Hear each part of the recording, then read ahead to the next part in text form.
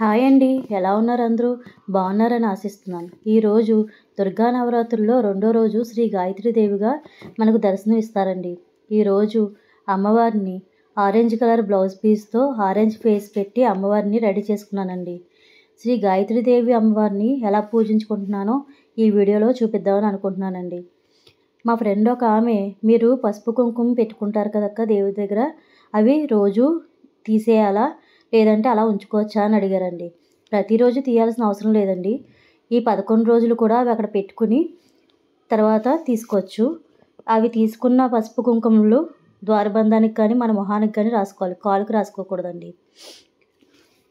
నిన్న పూజ చేసుకున్న పువ్వులను నిర్మాల్యం చేసుకున్నానండి. ఆ పువ్వులను ఒక కవర్లో వేసుకొని పక్కన ఉంచుకున్నానండి. ఈ 11 రోజులు కూడా ఈ పూజ చేసుకున్న పువ్వుల్ని పక్కన ఉంచుకొని నదిలో వేసుకోవాలండి. తర్వాత ఆ ప్లేస్ మొత్తం అంతటిని శుభ్రం చేసుకున్నాను. కడిగిన కుందులను సిద్ధం చేసుకున్నాను. ఈరోజు మంగళవారం కాబట్టి నేను కామాక్షి దీపంలో క్లాత్తో క్లీన్ చేసుకుని దాంట్లో ఆయిల్ వేసుకుని ఒత్తి వేసుకుని రెడీగా చేసుకుని ఉంచుకున్నానండి.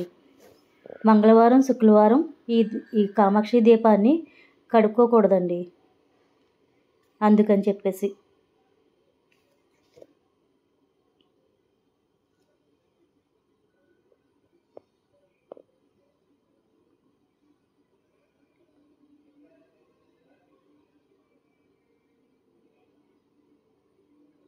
తర్వాత గాయత్రీదేవికి ఇష్టమైన పులిహోరను నైవేద్యంగా రెడీ చేసుకుని ఆ అమ్మవారికి నివేదించడానికి దగ్గరగా ఉంచుకున్నానండి.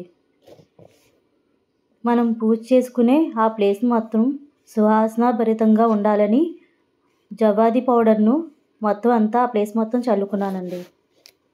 చల్లుకుని అత్తరుంటే అత్తరు కూడా చల్లుకుని అంతా మంచిగా సువాసన వచ్చేలాగా చేసుకోవాలండి. ముందుగా ఏకహారతితో కానీ కైవత్తితో కానీ ముందుగా దీపారాధన వెలిగించి నమస్కరించుకోవాలండి. ఈరోజు గాయత్రీదేవికి తామర పువ్వులతో పూజ చేస్తే, కలువ పువ్వులతో కానీ పూజ చేస్తే ఎంతో మంచిదండి. కానీ నాకు అందుబాటులో లేవు కనుక నేను 108 తామర గింజలతో గాయత్రి అష్టోత్తరం చదువుకుంటూ పూజ చేసుకున్నానండి.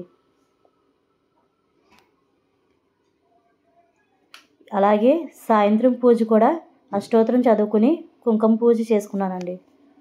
ఆ కుంకుమ పూజను కూడా 11 రోజులు సాయంత్రం మాటలు చేసుకోవాలండి. అంతేనండి నేను చేసుకున్న పూజా విధానం.